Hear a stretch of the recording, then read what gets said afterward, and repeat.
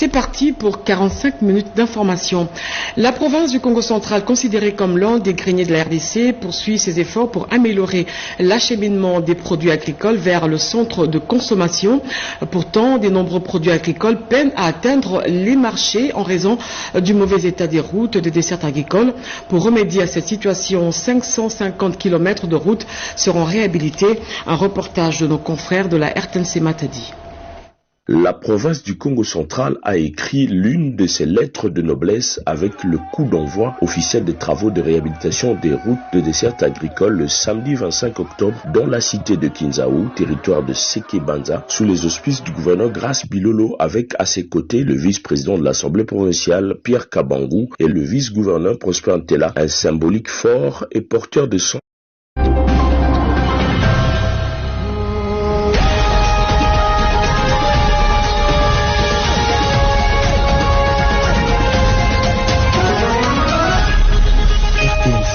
La grande édition du journal. Mesdames, Messieurs, bonsoir. À la une de l'actualité, le peuple autochtone subit des discriminations graves, exclusion sociale et violences ciblées. Face à cette situation, le vice-premier ministre en charge de l'Intérieur a mandaté une cellule technique d'appui aux affaires coutumières pour coordonner des actions concrètes en vue de lutter contre l'exclusion ethnique. Et puis, l'alimentation joue un rôle clé dans la santé humaine. Prévenir les maladies, notamment le cancer, passe par des choix alimentaires conscients et équilibré. Comment ces éléments aident à protéger l'organisme et prévenir certaines formes de cancer? La réponse dans ce journal. Enfin, le 12e dossier de la rédaction de ce soir s'est penché sur l'allaitement maternel exclusif, un véritable pilier pour la croissance et le développement harmonieux du nouveau-né.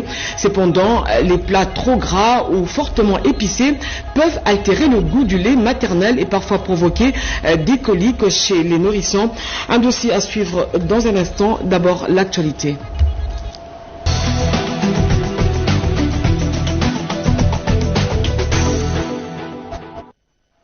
C'est parti pour 45 minutes d'information. La province du Congo central, considérée comme l'un des greniers de la RDC, poursuit ses efforts pour améliorer l'acheminement des produits agricoles vers le centre de consommation. Pourtant, de nombreux produits agricoles peinent à atteindre les marchés en raison du mauvais état des routes des dessertes agricoles. Pour remédier à cette situation, 550 km de routes seront réhabilités. Un reportage de nos confrères de la RTNC Matadi. La province du Congo central a écrit l'une de ses lettres de noblesse avec le coup d'envoi officiel des travaux de réhabilitation des routes de desserte agricole le samedi 25 octobre dans la cité de Kinzaou, territoire de Sekebanza, sous les auspices du gouverneur Grace Bilolo, avec à ses côtés le vice-président de l'Assemblée provinciale Pierre Kabangou et le vice-gouverneur Prosper Ntela, un symbolique fort et porteur de sens, celui d'un nouveau départ sans doute pour résoudre la problématique de l'autosuffisance alimentaire et dynamiser l'économie provinciale en droite ligne avec la vision du chef de l'État, Félix-Antoine Tshisekedi Tshilombo, axée sur le désenclavement des milieux ruraux et le développement à la base. La première phase de ce projet de route que j'ai l'honneur de lancer à ce jour va concerner 550 km de route à travers la province avec un coût total de 3 850 millions en raison de 55 km de route par territoire évalué à $7 000 le kilomètre. Avant le lancement des travaux, Grace Bilolo a présenté à la population un échantillon des engins lourds acquis sur fonds propres du gouvernement provincial. Une première dans la province de Kassavobu. En marge de cette cérémonie, des motos neuves ont été remises aux agronomes du territoire de Sekebanza pour le suivi des productions agricoles afin de permettre leur évacuation vers les grands centres de consommation. Dans l'est de la République, les pygmées subissent des discriminations dans les zones contrôlées par le M23 AFC. Face à ces situations sécuritaires, le vice-premier ministre en charge de l'Intérieur, Jacquemain Chabani, a mandaté la cellule technique d'appui aux affaires coutumières pour intervenir. Un reportage de Fifi Mukundi et Joséphine Liondo. Dans les territoires sous occupation rwandaise par le groupe armé M23 AFC, la situation des peuples autochtones pygmées se détériore de manière alarmante. Marginalisées et victimes de discriminations systémiques, ces communautés sont brutalement privées de leurs terres ancestrales, de leurs forêts nourricières et de leurs moyens de subsistance traditionnels. Les peuples pygmées subissent la maltraitance, des tueries, des viols, des vols et beaucoup plus l'expulsion. Au niveau du parc de Kaozi-Biega par exemple, les peuples pygmées qui ont été expulsés de leur milieu naturel. C'est leur terre, ils sont habitués à vivre là-bas. Ils n'ont pas accès aux soins médicaux qui est un droit le plus fondamental d'un être.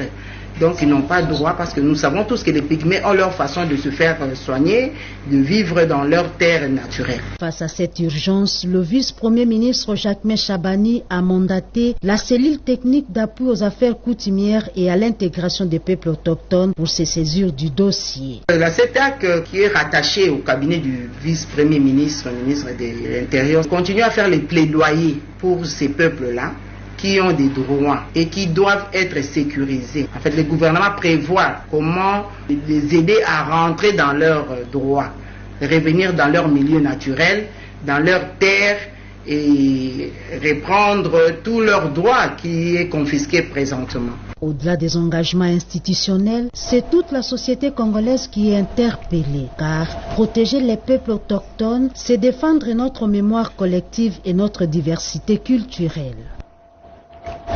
Après la phase pilote du système d'information foncière dans 5 provinces dans le Congo central, Kwilu, Équateur, Chopo et Sud Ubangi, les acteurs de la réforme foncière se sont réunis à Pullman Hotel pour partager leur expérience. Une fois de plus, Fifi Mukundi et René Ngwango. Une avancée majeure dans la sécurisation des terres des communautés locales et autochtones en République démocratique du Congo. Les organisations non gouvernementales et les experts du ministère des Affaires foncières se sont réunis dans le cadre du projet d'appui aux droits et aux moyens de subsistance pour le développement, le climat et la conservation. Une vision commune émerge, garantir les droits fonciers des communautés locales et peuples autochtones tout en réduisant les litiges et les fraudes. On ne peut pas imaginer le foncier dans la paix, dans le développement, sans les périurbains. Et ces terres-là, nous devons les sécuriser en termes du système qui nous permet d'avoir de bonnes informations. Et c'est ça ce qu'ils vont faire comme travail, les informations sur le périurbain et les informations sur le rural. Lors de l'atelier, les parties prenantes ont partagé leur expérience et se sont engagées à élaborer des plans simples d'affectation des terres dans 5 provinces pilotes. Le gouvernement congolais veut que les terres de toutes les communautés à travers toute la République puissent être cartographiées et les données numérisées pour bien reconnaître et sécuriser les droits fonciers des communautés, ce qui contribue directement à améliorer la gouvernance foncière dans les pays, mais aussi à soutenir et renforcer les moyens de subsistance de nos communautés pour la réduction de la pauvreté, la conservation de la biodiversité et le combat contre le changement climatique. Ce programme est financé par l'ambassade de Suède en RDC via l'initiative pour les droits et les ressources en partenariat avec la CONAREF, Commission nationale de la réforme foncière. Sachez également que le ministre délégué des Affaires étrangères en charge de la francophonie et la diaspora, Crispin Mbadou, a eu des échanges avec les leaders de la diaspora congolaise des USA, des discussions qui ont porté sur la nécessité d'une restructuration profonde de cette communauté pour renforcer sa contribution à la paix et au développement de la RDC. Reportage. Accompagné de Madame l'ambassadeur de la République démocratique du Congo aux États-Unis d'Amérique, Yvette Ngando Kapinga, le ministre délégué auprès du ministre des Affaires étrangères en charge de la francophonie et de la diaspora congolaise, Crispin Mbadou Panzo, a présenté aux leaders de la diaspora des Congolais vivant aux États-Unis d'Amérique la vision du gouvernement et de ce que doivent être en réalité les priorités de la dite diaspora qui fait face à des difficultés multiformes et qui a besoin d'une restructuration profonde.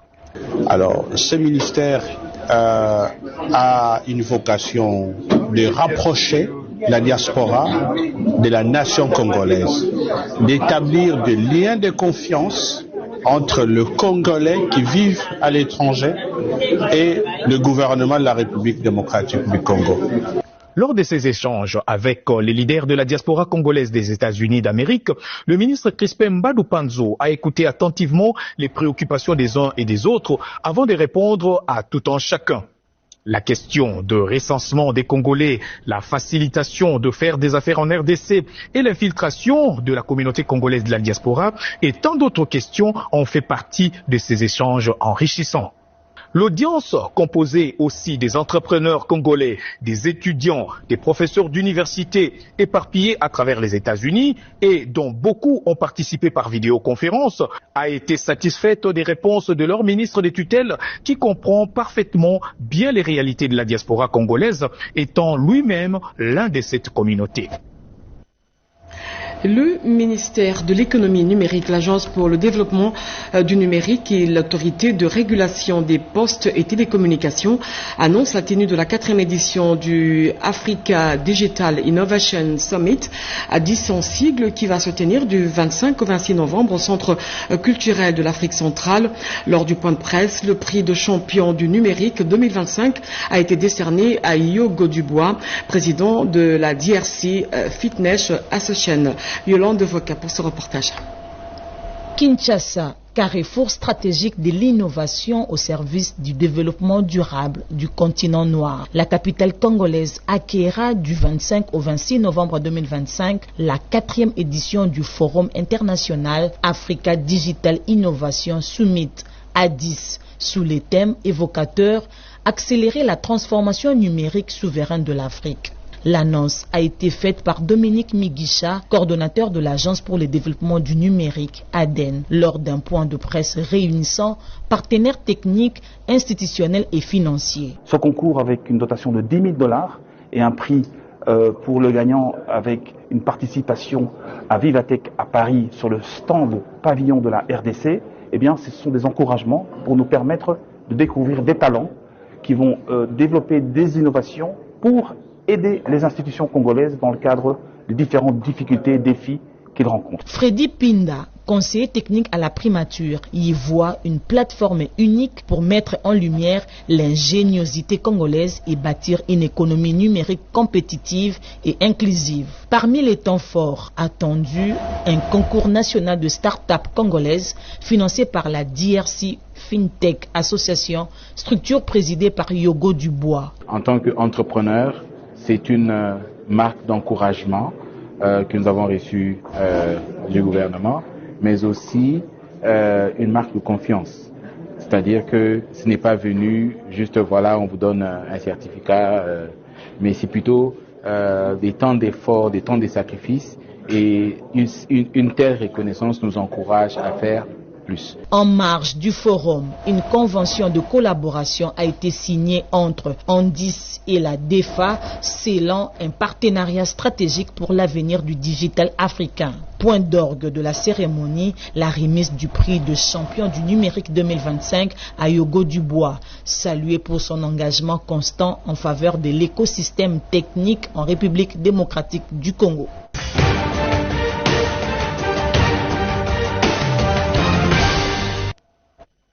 La diplomatie et les questions économiques ont dominé l'agenda du président de la République, Félix Tshisekedi, la semaine qui vient de s'achever. La prochaine conférence de Paris sur la paix et la prospérité dans la région des Grands Lacs était au menu des entretiens entre le chef de l'État et l'ambassadeur français en RDC. Outre cette question, Félix Tshisekedi a présidé une réunion d'urgence économique consacrée à l'évaluation de la situation financière du pays. Retour en image avec Pierre Kimambé-Somé.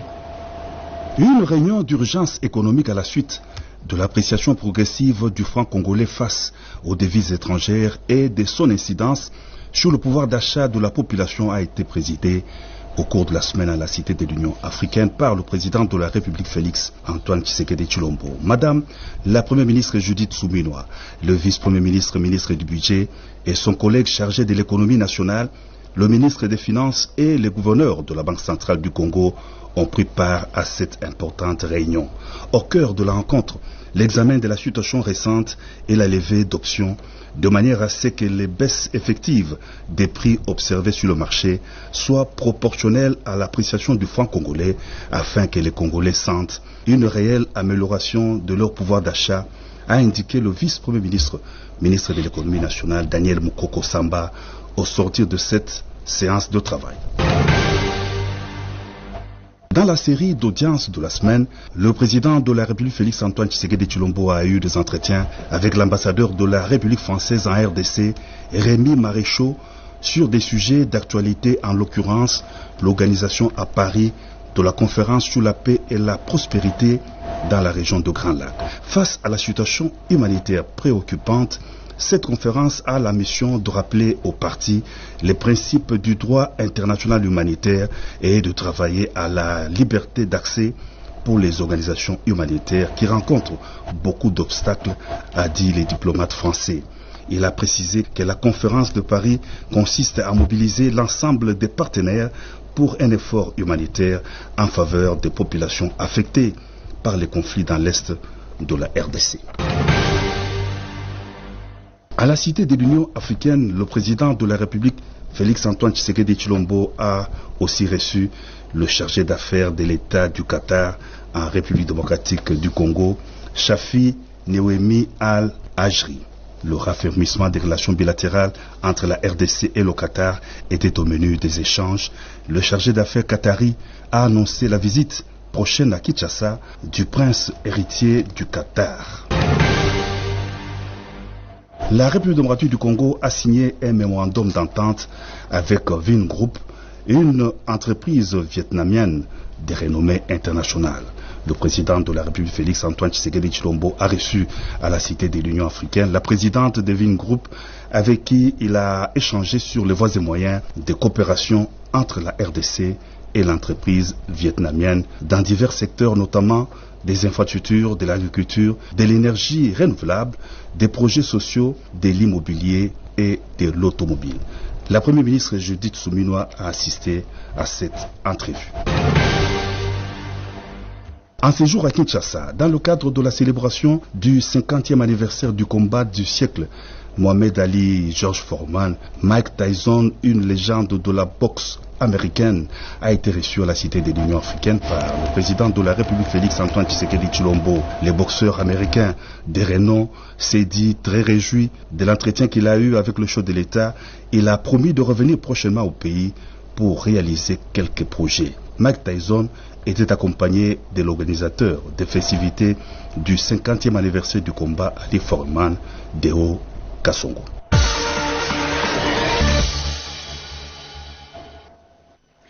En France, l'ancien président Nicolas Sarkozy a été incarcéré pour financement illégal de sa campagne électorale avec l'aide des fonds libyens. À Bibois, dans la commune de Lancelé, un braquage à main armée a été signalé. Les assaillants ont emporté près de 8 000 $ américains avec une importante somme d'argent en francs congolais. Par ailleurs, le prix du litre du carburant à la pompe devrait baisser dans les tout prochains jours à la suite d'une réunion économique d'urgence présidée par le chef de l'État. La rétrospective de la semaine avec Diane Balaka. L'actualité nationale a été particulièrement dans cette semaine.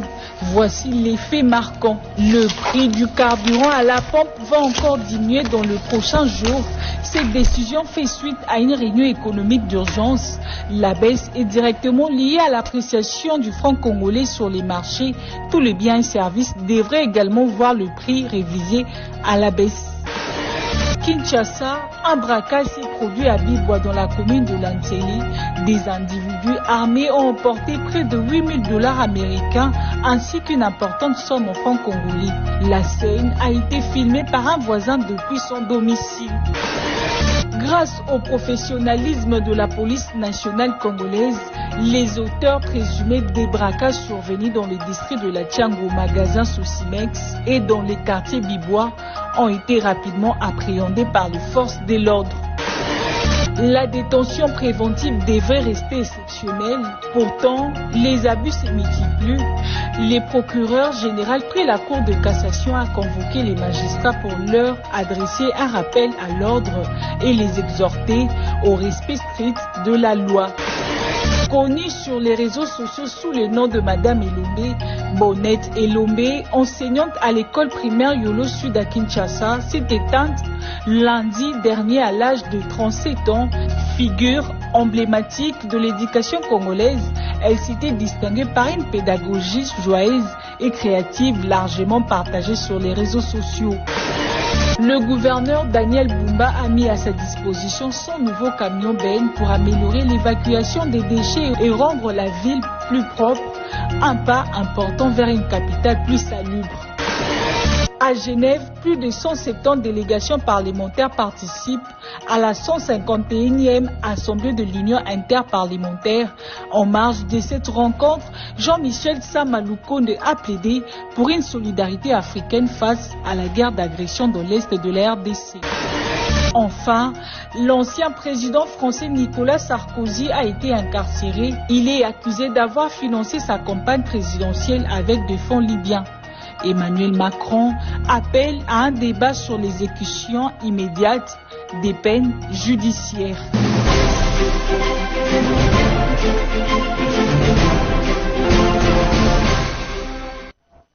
À présent, place au dossier de la rédaction. Et si notre assiette détenait une part de secret de notre santé, nos choix alimentaires pourraient-ils réellement influencer l'apparition de cancers? Entre excès, cancer et déséquilibre, le mode d'alimentation jouerait-il un rôle plus important qu'on ne le pense? À cette question, les chercheurs s'accordent à dire qu'une alimentation saine, variée et riche en fibres pourrait être notre meilleure arme préventive. Bobette et Inga nous en parlent. Chaque année, des milliers de vies sont fauchées à cause du cancer. En République démocratique du Congo, les estimations de Globocan 2022 font état de plus de 7000 nouveaux cas enregistrés par an.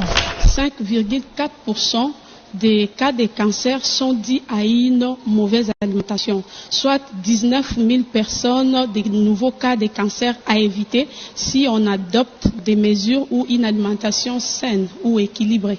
Octobre Rose est souvent le moment idéal d'intensifier la sensibilisation pour la prévention contre le cancer des femmes par le dépistage. Le dépistage est voué aux personnes qui sont encore en bonne santé. C'est celles-là qui viennent se faire dépister pour prévenir la survenue de la maladie. Nous lançons cet appel pour que toute femme, où elle se trouve, qu'elle sache que mieux vaut se faire dépister.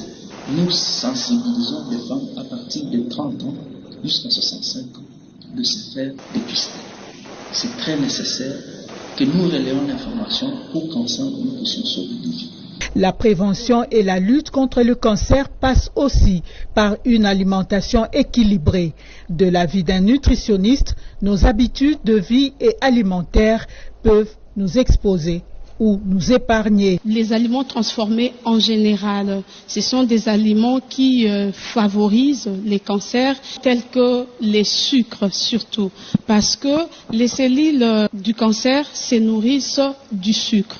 Il est très dangereux de faire son repas principal de la journée, le repas du soir, puisque l'énergie que nous consommons en excès le soir, nous ne les digérons pas dans son entièreté. Et cela nous amène à l'obésité. C'est un portail qui amène au cancer. Pendant le traitement aussi, il y a des aliments à privilégier. Témoignage de Karine Anikian, une rescapée du cancer du sein. On devient ce qu'on mange, donc il est recommandé pendant le traitement d'avoir une très bonne alimentation. Pour ma part, je prenais beaucoup de moringa, de légumes, et pour augmenter mon taux d'hémoglobine, je prenais des jus de betterave, jus de bissap. Ça m'a beaucoup aidé. J'ai mangé du foie de bœuf qui m'ont beaucoup aidé à tenir. En Octobre Rose, ce sont des messages de sensibilisation qui sont relayés et des dépistages gratuits organisés pour sauver des vies. Ici, il faut également associer des consultations chez le diététicien. Et l'alimentation joue un très grand rôle dans la prévention, tout comme dans l'accompagnement ou le traitement des cas de cancer. Pour sensibiliser les femmes, de consulter en nutrition, c'est très important. Plus nous consultons en nutrition, tôt nous allons mieux apprendre à nous nourrir et ça nous éviterait plusieurs maladies. Le choix des aliments est un aspect important dans la lutte contre le cancer. La RDC regorge une variété de denrées disponibles pour favoriser une alimentation équilibrée et saine. Aux femmes congolaises en général, j'aimerais apprendre surtout aux mamans à cette occasion de savoir comment constituer leur panier ménager. Quand nous allons au marché, les mamans pensons aussi à acheter des fruits et que le légume ne manque pas dans notre assiette. Donc pas un repas sans légumes. Si la personne évite déjà les sucres, il retarde la progression ou l'accélération de la maladie. Les femmes sont aussi encouragés à consulter lors des campagnes gratuites à travers le pays. Prévenir vaut mieux que guérir, dit-on.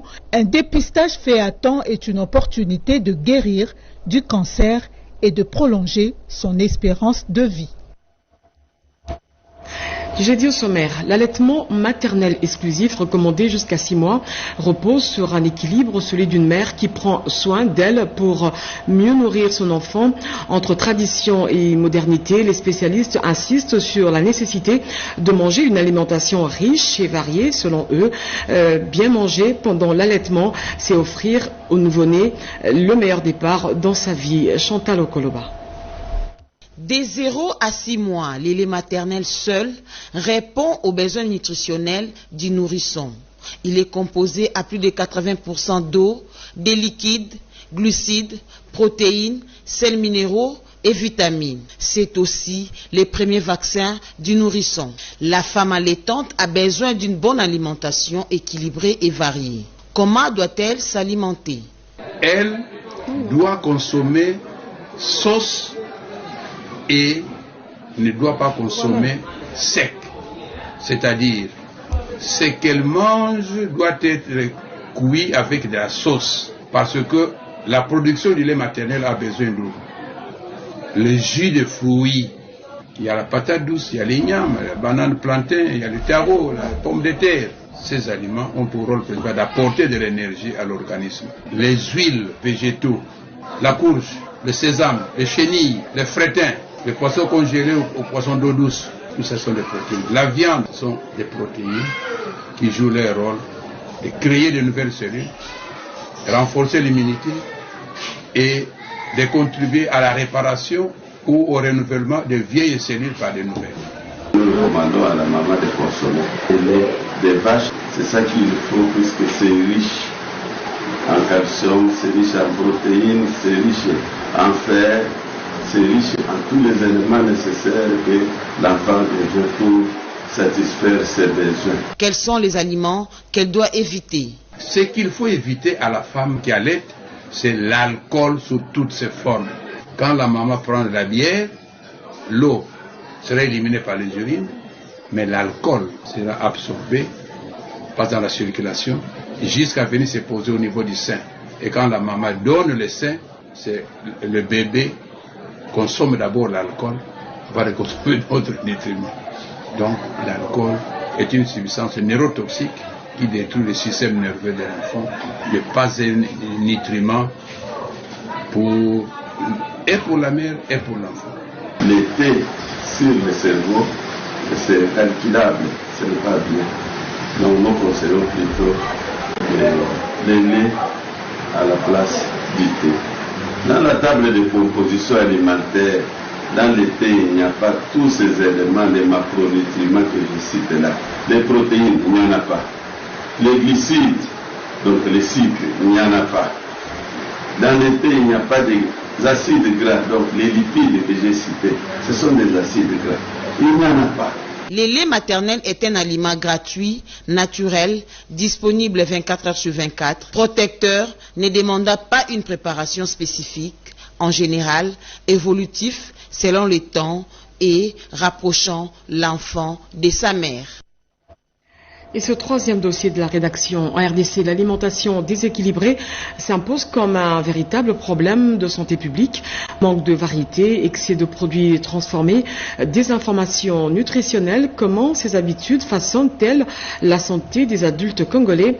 Et surtout, quelles solutions pour inverser la tendance? La réponse dans ce dossier signé Toto Sungu et Dieu merci Mangala. Une mauvaise alimentation à l'âge adulte n'est pas sans conséquences.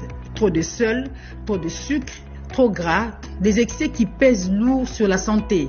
Le médecin alerte sur ces habitudes qui favorisent l'apparition des maladies chroniques comme le diabète, l'hypertension artérielle, les maladies du cœur ou encore l'obésité. Alors, la consommation de ces viandes-là, la présence de ces nitrites-là qu'on a mis dans les aliments industriellement préparés, plus certaines boissons sucrées, entraîne la formation des cellules cancéreuses, des nitrosamines. Or, les nitrosamines, ce sont les précurseurs des cellules cancéreuses. À long terme, ces troubles peuvent entraîner des complications graves, parfois irréversibles. Le corps s'épuise, les organes souffrent et la qualité de vie diminue. Certains adultes prennent même des risques en consommant des aliments moisis ou mal conservés sans se douter du danger. On parle d'une bonne alimentation quand le repas que consomme une personne est constitué entre 50 à 60% des aliments qu'on appelle les glucides ou les sucres, et pour ce qui concerne les lipides, c'est-à-dire les graisses, il faut que la proportion soit entre 20 à 30%, et à ce qui concerne les protéines, 20 à 30%. D'autres s'abusent, deviennent rouges, des plats trop frits. Nous en avons plusieurs sortes de cholestérol, mais il y en a de bonne qualité et de mauvaise qualité. Et parmi lesquels nous avions la viande rouge. Donc, les conseils que nous pouvons donner pour des personnes encore actives, vous avez déjà plus de 40 ans, il faut manger d'une manière équilibrée. Évitez beaucoup de plus de manger trop sucré. Évitez de manger beaucoup plus trop graissé. Si vous pratiquez une activité physique, le corps est en mouvement, c'est suffisant pour que vous puissiez éviter cette maladie-là. Donner des aliments naturels aux enfants, cela leur fera du bien et permettra à ce que nous puissions éviter cette maladie. Mais tout n'est pas perdu. En adoptant une alimentation saine et équilibrée, on peut prévenir ces maladies. Fruits, légumes, céréales complets, moins de sucre et plus d'eau, de petits gestes simples, mais qui peuvent faire une grande différence. Voilà, un invité dans ce journal, Eric Koumenda, il est directeur de publication du magazine Econoscope, un trimestriel dédié aux fluctuations économiques qui tombe justement à point nommé. Monsieur Eric, bonsoir. Bonsoir madame. Voilà, je parle de votre magazine que vous venez de publier il y a quelque temps. Pourquoi maintenant ? Maintenant, parce que nous avons eu des problèmes d'ordre technique. Et puis, il y a aussi le nerf de la guerre, c'est-à-dire la question financière. Donc, le temps de récolter aussi toutes les informations, les analyses et mettre une équipe en place. Voilà, ça nous a pris un certain temps et heureusement, nous avons été capables de mener à bien jusqu'à présent donc, pour la sortie de ce premier opus. Alors, parmi les thèmes abordés dans votre magazine, il y a les questions liées sur le marché informel, la monnaie unique africaine. Alors, premièrement, quelle place occupe aujourd'hui le marché informel dans l'économie congolaise ? Eh ben, le marché informel, il est de l'ordre de 80% sur la balance économique du pays. Et c'est 80% justement qui échappent à toute fiscalité. Donc cette fiscalité bien régulée pourrait servir justement à financer certains services publics comme la santé, les études, les infrastructures routières par exemple. Donc voilà. Voilà, comment l'État congolais envisage-t-il d'intégrer le secteur informel dans le circuit économique formel ? Justement en régulant, en facilitant par exemple l'accès à des microcrédits ou bien en allégeant aussi la lourdeur administrative. Parce qu'il y a énormément de personnes qui désistent dès qu'elles voient qu'il y a certaines complications donc, pour faire les documents, toute la documentation en fait. Avant de poser ma dernière question, on revient sur le magazine Econoscope. Ça fait combien de temps que ce magazine existe ? C'est la toute première sortie, mais l'idée date déjà d'il y a plus d'un an. Donc nous travaillons dessus pour essayer de mettre la machine en route. Donc voilà. Eric Koumenda, vous avez un dernier mot ? Donc Econoscope est un magazine qui traite des dynamiques économiques. Nous nous adressons à tous les acteurs, que ce soit aussi bien des entrepreneurs, des professeurs, des décideurs, ainsi que des élèves, tout comme les profanes, les non-initiés, à toute personne susceptible de s'intéresser à différents aspects de la politique économique. Oui, il y a un contact où on peut vous joindre facilement. On peut nous joindre par notre numéro WhatsApp qui est le 0829 406 258 ou bien nous contacter par mail contact@econoscope.info. Merci Monsieur Eric Koumenda. Je rappelle que vous êtes directeur de publication du magazine Econoscope, un magazine justement dédié aux fluctuations économiques. Merci d'avoir accepté notre invitation. Merci beaucoup Madame Anita. Merci. La Fondation Lona de la Première Dame Denise Nyakeru a procédé au lancement à Kolwezi de la journée d'information du programme Excellencia spécial Lualaba Bora, une initiative destinée à encourager l'excellence scolaire à travers l'octroi des bourses aux meilleurs lauréats des épreuves des examens d'État du Lualaba. Reportage. La salle de spectacle du gouvernorat du Lualaba a servi de cadre ce vendredi à la cérémonie de lancement de la journée d'information du programme Excellencia spécial Lualaba Bora, initié par la Fondation Lona. Près de 280 candidats ont pris part à cette activité placée sous le signe de l'excellence académique. Plusieurs personnalités ont honoré de leur présence cette manifestation, parmi lesquelles les parents d'élèves candidats aux bourses. La gouverneure de province empêchée s'est faite représenter par la ministre provinciale de l'Éducation et Santé, Dr Kainda Kasela Pichou, accompagnée du directeur des cabinets adjoints de l'autorité provinciale, Maître Doris Kitobu. Le coordonnateur de la Fondation Lona, Joël Makoubikwa, a pris le soin d'expliquer les fonctionnements de l'organisation de cette structure tout en rappelant les objectifs du programme Excellencia qui vise à promouvoir les jeunes talents méritants du Lualaba. La distinguée Première Dame, au travers de ce programme, elle ne souhaite pas avoir des élèves qui vont à l'école juste pour aller, mais plutôt des élèves qui vont à l'école avec l'objectif de pouvoir donner le maximum d'eux-mêmes, être le plus excellent possible afin de pouvoir accompagner le développement du pays. Le docteur Kainda Kasela Pichou a exhorté les candidats à se surpasser et à donner le meilleur d'eux-mêmes. Aujourd'hui, 121 fils et filles du Lualaba sont pris en charge, dont 101 bénéficient de bourses locales et 20 de bourses internationales.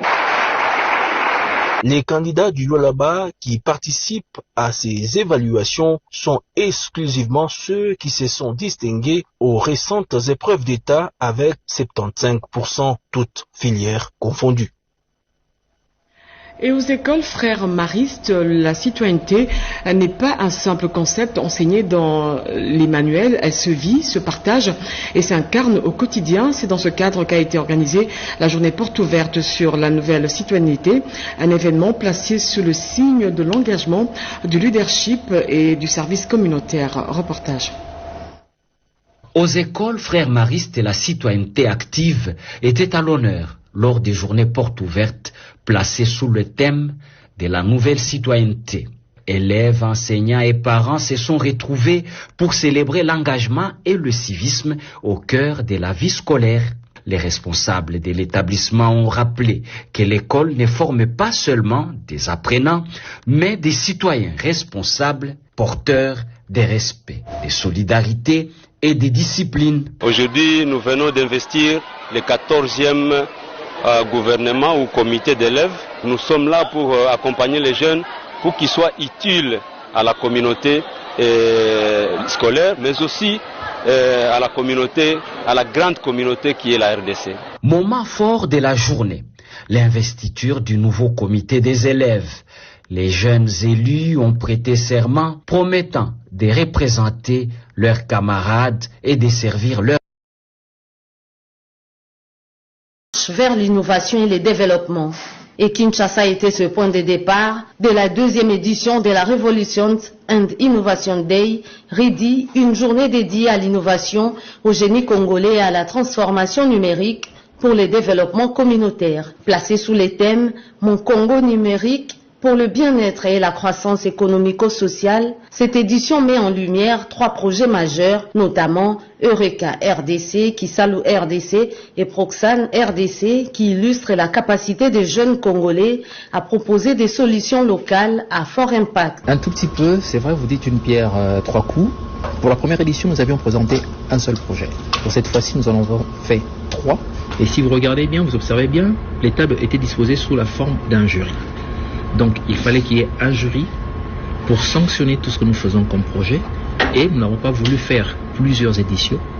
Bien sûr il y en aura, mais cette édition était consacrée sur ces 3 projets avec ce jury pour pouvoir ressortir le meilleur de nous et bien sûr aussi nous mesurer face à la prestance, face à la participation, pour voir si nous étions capables de pouvoir remporter ce pari de 3 projets le même jour et le réussir tel que nous l'avons fait. Initiée comme une plateforme de valorisation des talents et des idées révolutionnaires, la RIDI ambitionne de faire du numérique un véritable levier de croissance inclusive dans la création des opportunités pour les start-up locales et positionner la RDC comme un acteur incontournable de l'économie numérique en Afrique.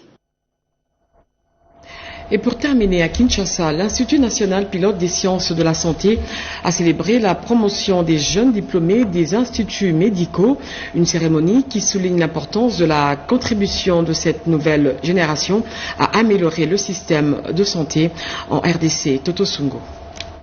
À Kinshasa, l'Institut national pilote des sciences de santé a accueilli la cérémonie de remise des diplômes aux lauréats des instituts techniques médicaux. Cette édition 2025 se distingue non seulement par une hausse du taux de réussite, mais aussi par une participation féminine remarquable, reflet d'un engagement croissant de jeunes filles dans le domaine de la santé. Avant le début officiel, le chef du bureau de l'enseignement médical, Simon Mabiala, a échangé avec le finaliste, les exhortant à faire preuve de professionnalisme et de dévouement sur terrain.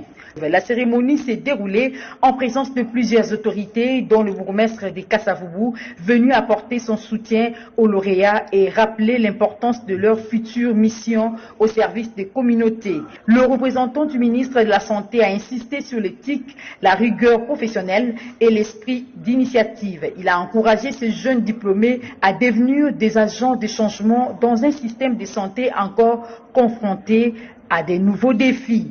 Formés, motivés et porteurs d'espoir, ces jeunes professionnels sont désormais prêts à intégrer les structures sanitaires du pays et contribuer à bâtir une santé pour tous.